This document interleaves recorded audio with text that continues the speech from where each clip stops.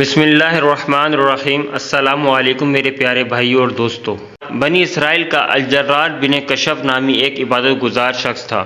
وہ دن بھر روزہ رکھتا اور رات بھر عبادت کرتا تھا۔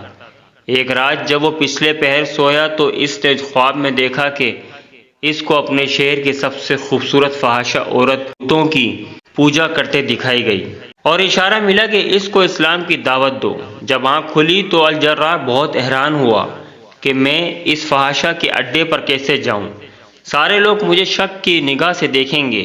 خیر، اس نے خواب کو اہمیت نہ دی اور دن بھر روزہ رکھا اور ساری رات عبادت کی۔ جب صبح اس کی آنکھ لگی تو اس کو پھر وہی خواب آیا۔ لگاتار عابد کو یہ خواب 3 راتوں میں آیا تو چوتھی صبح وہ اس فحاشہ عورت کے گھر پہنچ گیا۔ فحاشہ عورت نے جب دیکھا کہ شہر کے سب سے بڑے عالم میرے گھر تشریف لائے ہیں تو اس نے خوب خدمت کی۔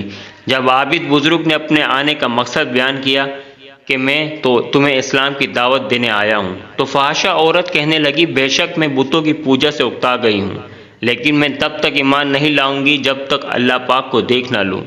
وہ عابد بزرگ بہت پریشان ہوئے کہ اس عورت نے کیسی عجیب شرط رکھی ہے۔ خیر، عابد نے اس عورت سے وعدہ لیا کہ اب وہ دوبارہ جسم کا کاروبار نہیں کرے گی۔ کچھ ہی دن گزرے کہ گھر میں فاقوں کا عالم شروع ہو گیا۔ آہستہ آہستہ اس عورت نے گھر کا سامان بیچنا شروع کر دیا۔ اس کی صرف ایک ہی 4 سال کی بیٹی تھی۔ ایک دن جب وہ بھوک کے مارے رونے لگی تو اس عورت نے اپنے گھر سے تانبے کی ایک دیگچی لی اور بیچنے کے لیے بازار چلی گئی۔ وہ جانتی تھی کہ اس دیگچی کی قیمت 2 سکوں سے زیادہ نہیں ہے۔ بازار میں جس تانبے ساز کے پاس وہ دیگچی لے کر جاتی، اکثر تانبا ساز اس کا ہاتھ پکڑ لیتے اور گناہ کی دعوت دیتے۔ وہ بار بار بتاتی کہ وہ توبہ کر چکی ہے، اب یہ کام نہیں کرے گی۔ خیر، اس کو 80 سکے تو کوئی 100 سکے آفر کرتا۔ یہ جان چکی تھی کہ یہ لوگ ہوس کے پجاری ہیں، بس میرے جسم کی قیمت لگا رہے ہیں، جبکہ اس دیگچی کی قیمت 2 سکے ہیں۔ وہ مایوسی کی حالت میں یہ سوچتی ہوئی بازار سے نکل رہی تھی کہ یہ کیسے ایمان والے لوگ ہیں جو مجبوریاں خریدنے بیٹھے ہیں، اس سے بہتر ہے کہ میں ایک بے ایمان ہی رہوں۔ اتنے میں اچانک ایک جوان لڑکا اس عورت کو آواز لگاتا ہے، بہن کیا یہ دیگچی مجھے بیچو گی؟ یہ بازار کی بالکل آخری دکان تھی۔ اس عورت نے دیگچی اس کی میز پر رکھ دی۔ اس جوان لڑکے نے دیگچی کو الٹ پلٹ کر کے دیکھا اور اس عورت کے چہرے پر بنا دیکھے 2 سکے میز پر رکھ دیے۔ اس عورت نے سکے اٹھائے اور گھر آ گئی۔ وہ اس لڑکے کے رویے سے بہت متاثر ہوئی کہ چلو کوئی تو ملا جس نے میری شکل و صورت کے نہیں بلکہ اس دیگچی کے پیسے دیے ہیں۔ اگلے دن اس عورت نے پھٹا پرانا برقع پہنا اور نقاب کر کے اسی طرح کی ایک دیگچی لی اور دوبارہ اس تانبے کے بازار میں چلی گئی۔ اس نے اپنی حالت ایسی بنا لی کہ دیکھنے والے کو لگے کہ یہ ایک غریب عورت ہے۔ وہ سب تاجروں کے پاس گئی، جس بھی تانبا ساز کو اپنی دیگچی دکھاتی وہ اسے تول کر کہتا 2 سکے ملیں گے۔ وہ عورت کہتی 6 سکوں میں بیچوں گی، پر اسے کوئی 2 سکے سے زیادہ دینے کو تیار نہ تھا۔ وہ بہت حیران ہوئی کہ یہ لوگ کل اسی دیگچی کے 80 سے 100 سکوں میں خریدنے کی تیار تھے۔